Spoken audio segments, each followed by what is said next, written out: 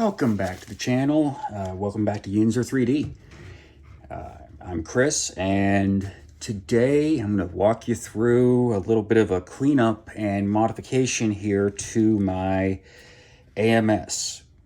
So you're probably looking down, you're seeing this big mess of silicate balls all over the place. So what ended up happening was that the desiccant that came with the AMS had basically gone bad. It had soaked up as much as it could. And because of that, the moisture levels had gotten pretty high. So what we're doing here is basically I'm going to have to clean up this mess. And then I am putting in these little desiccant containers that I printed.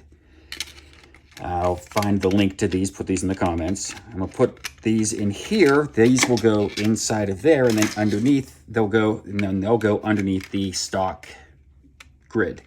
But first, we've got to clean up this mess.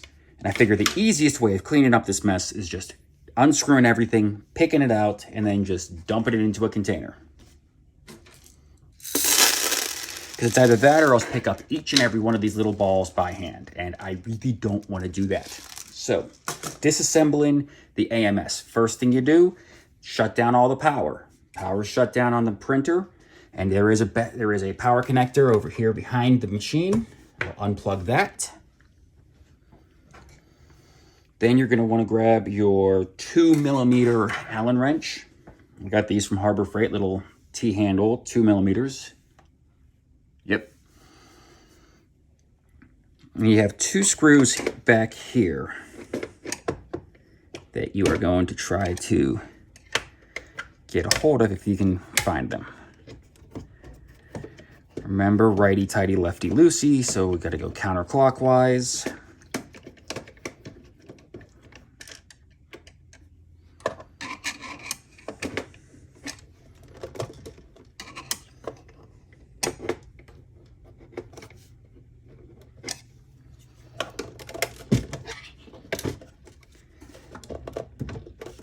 And we also have to disconnect the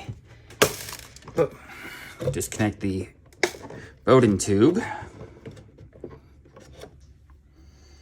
from the back, push down on that, and then, oh, why is this, there, nope, okay, there we go. Disconnect the bowden tube. You have to push down on this part right here. It gets a little difficult, but we've got that out, and apparently I don't think I screwed that other screw in. No, I'm just missing that one. So it should be 2 screws unless you lose one.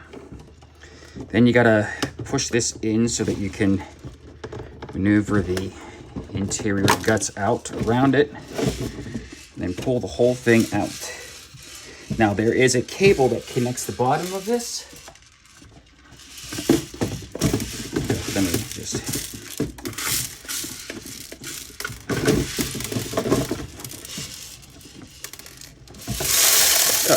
Wow, that just went bad. There's a couple cables back here that we have to disconnect.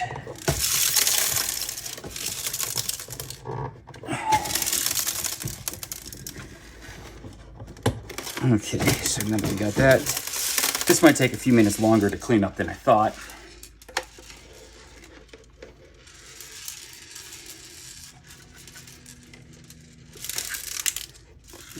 Poopy. All right, so this is going to take me a little bit longer than I expected to clean out.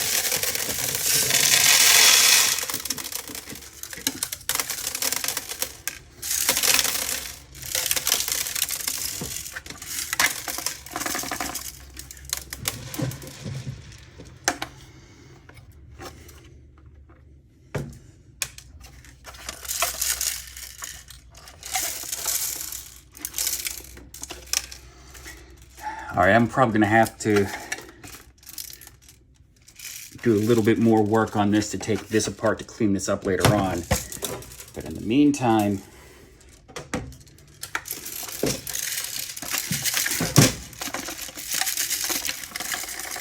all right, actually we can just shake a bunch of this loose, that'll help, but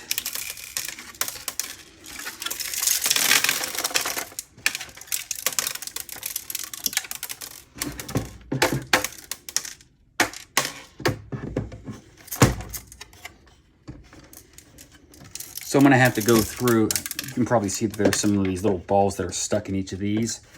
I'm gonna have to go through and clean those up here in a little bit.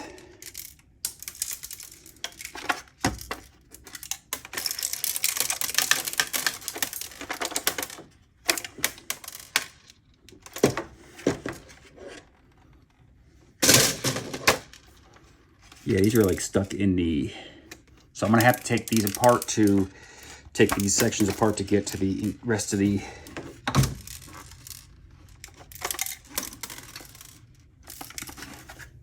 we'll put this to the side. As for right now, what we can do is get all of these little desiccant balls out of the way.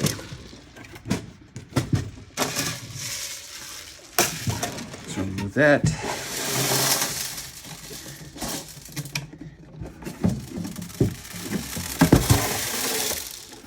Grab my little hygrometer, which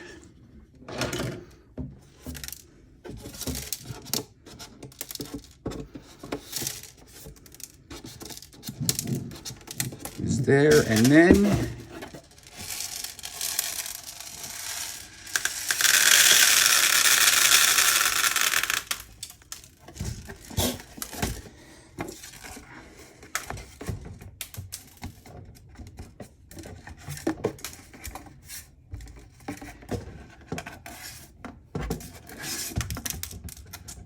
okay, so we've got,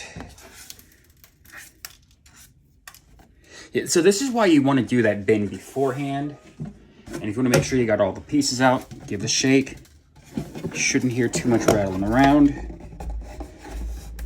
I know that's a very scientific method of finding out, is there a thing loose in here? Shake it. Well, so that case is there. We can move the silica gel balls out of the way, and then we're gonna have to work on this because if shaking this, and you can even tell that there's some of the balls, some of the gels in here in all of these. So we're gonna have to work on that process here coming up. So I have never taken this part apart, so we'll get to watch that. I think that. So I'm gonna do some research on that and I'll come back. Okay, so real quick, this is the underside of the AMS. I'm holding the camera right now, they don't have it propped up. But here's how you have to remove these fit heads. I don't know what the specific name is, I'll find that out in a moment. But to remove these, you have two 1.5 millimeter Allen heads that are in this back corner. I'll show you here when I flip this over.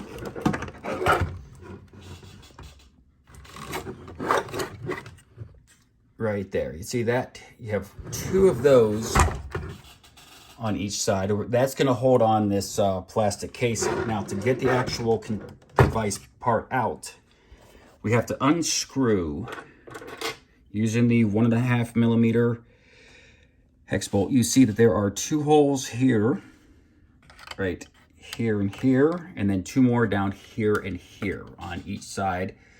So you have to remove 4 screws, disconnect the bowden tube and the required ribbon connector.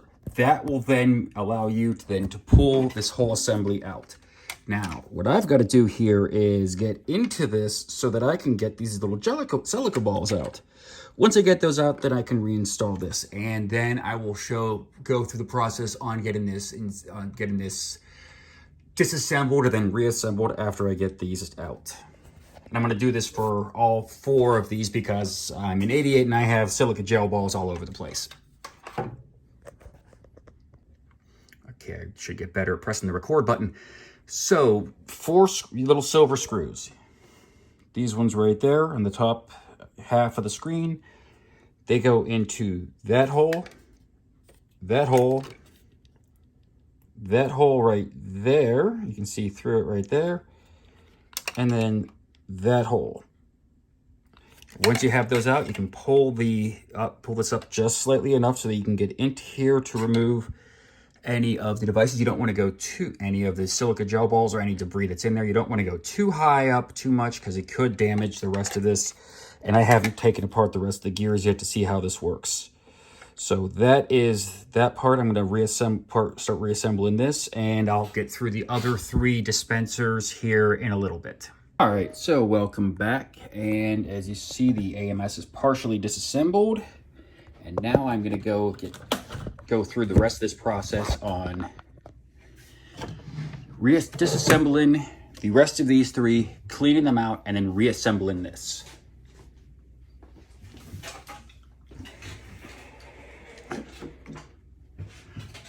I'll make sure you can see that. Okay, first, let's start with reassembling the rest of this gear assembly. Now, if you ever have an issue where your filament gets stuck inside of the bowden tube under here, you can disconnect it right here and then also up here in the nozzle. If you didn't want this thing flopping around while you're working on it, that's one way of handling that.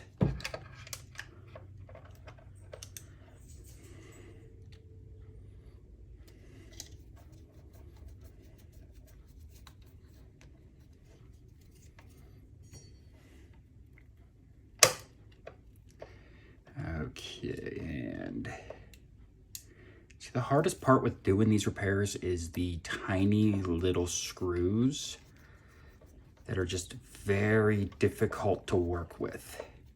So here's something that I sometimes do. Get yourself a pair of tweezers.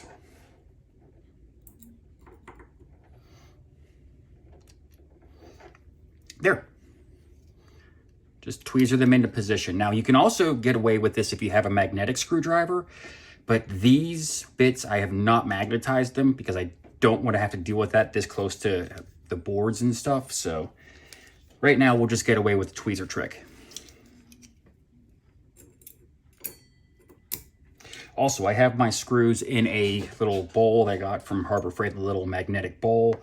It's great for keeping track of things. And when you're putting screws away, it often helps to put them down in a specific order. Usually the order that you disassembled everything. Because fortunately, oh, poopy, went a little too far. Yeah, there's a danger of over tightening the screws and then breaking the plastic. If you hear a cracking sound, pull back a little bit on this because you went too far.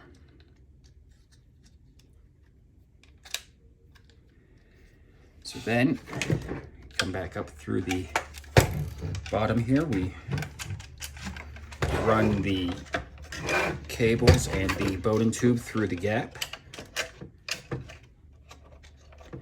Make sure we don't trip over anything. Try to get them to where the cables and connectors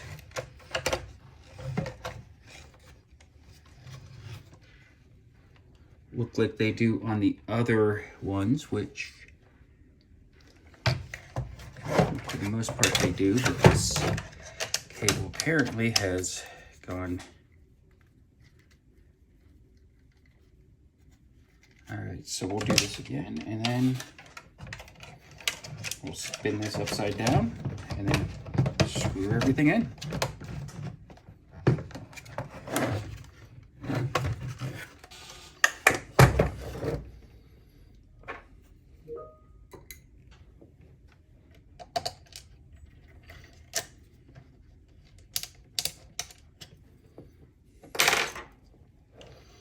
All right, another tip when it comes to screwing in, if you have, let's say you have, in this situation, you have 4 different screws, 1, 2, 3, 4.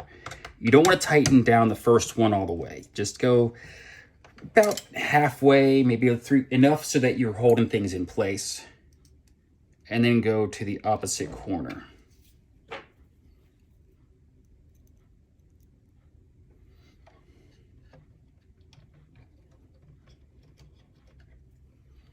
This way, you get an equal amount of pressure on all sides.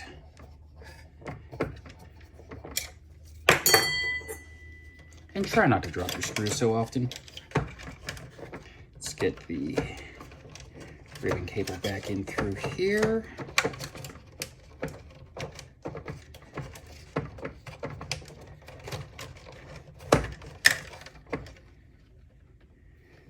reconnect that the only way it goes in. Get these other 2 screws back into place.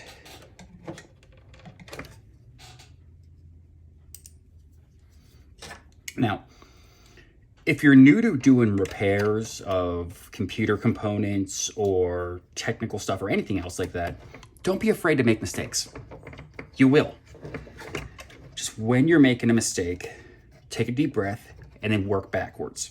For example, when we power this thing up, we might get a couple errors saying, hey, this isn't connecting or that's not connecting. Go through, listen to all the noises the machine makes, read up all the error messages, and then go through things one at a time. Because a big part of this process is just trying to do things one thing at a time.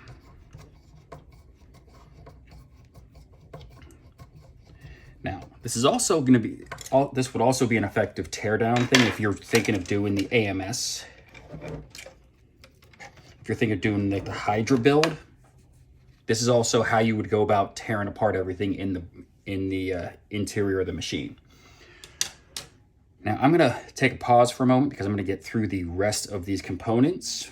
Just going through one of these AMS, just one of these things at a time. Unless I can find a faster way of doing that where I don't have to take out the entire thing. There, here, 1, 2,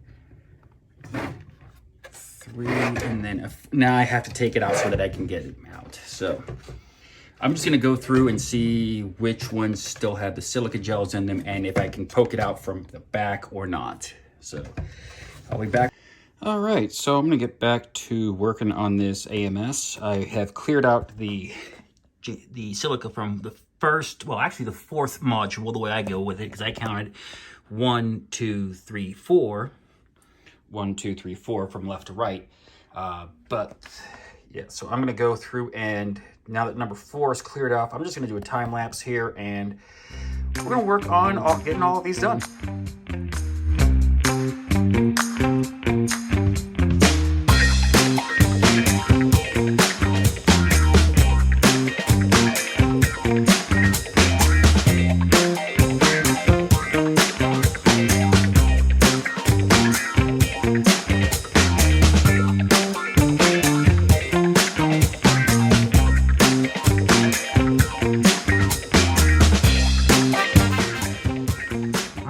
So that is the rebuilding of the AMS filament sections and going through and reconnecting everything. Always check to make sure that all of your connectors are reconnected, that all the screws are in the right place. In this case, also make sure that you've reconnected all 4 of your bowden tubes. And then we go to the next process, which is going to be trying to reassemble this and hoping we didn't lose too many parts. Okay, so reassembly of the AMS unit is just going to be the disassembly in reverse. So open up the lid.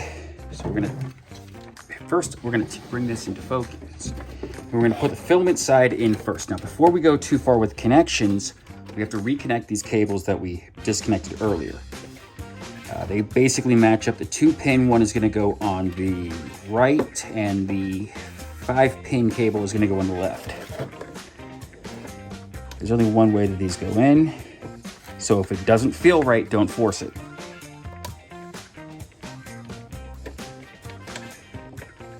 And we get that in there. And we got to push this down so that we can get this down past the plastics, and then we got the bowden tube there. I'm going to reconnect that in through the back.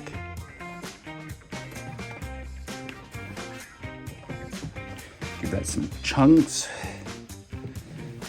and the power connector, plug that back in. Now, for the eagle-eyed viewers out there, you may have noticed that I did not put the screws back in here, and that's a very good reason for it. I don't know where they're at. However, they can be you can use replacement screws if you needed to for these. They should be just, I believe, 10 or 15 millimeter by, so they're 2 millimeter heads by 15 millimeters long, I believe. Unfortunately, I don't have any of those spares lying around. I'm not sure where they fell to, and I can't find them on the floor. Most likely, I'll find them the next time I clean this up, but are they absolutely required for functionality? No, they're not. These two hold this bottom part into place. I will order replacements as soon as I find out what spec screws they are, and then I will place those in. But before we go any further, what got us into this mess in the first place? I didn't have these little desiccant things printed out yet. So here's my little hygrometer. It's not the standard issue one that seems like every other maker has for their 3D printer. I'm gonna make a special box for this. But in the meantime, that's just gonna go up here in the front. Now, this box is gonna go in here. Lid's gonna go on top. And then this lid is gonna go over top of that, like that. So first thing we do is we put these little bins back in place. They don't necessarily need the top covers, but they're nice to have. And then we put these covers off to the side. And look, they're just getting in the way. Right now. Now, this is the rechargeable. This is the dry and dry blue indicating silica gel. I got this off of Amazon. I'll have a link in the description possibly. This is what it looks like when it's been used up. It should look like that, nice and blue. In fact, what we're gonna do now is fill up these little bins.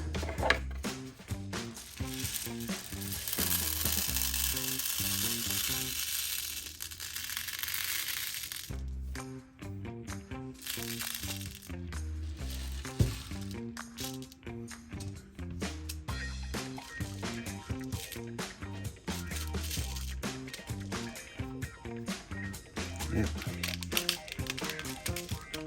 Once they're in there.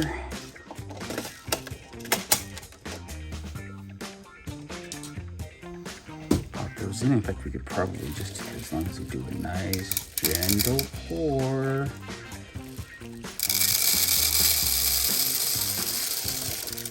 That's probably not very gentle, but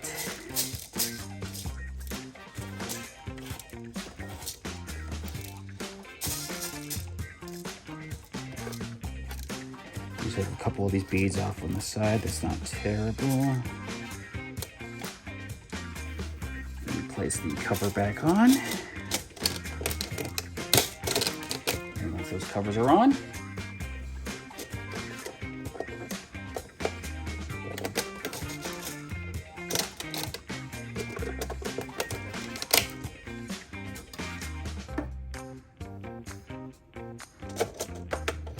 and there you go.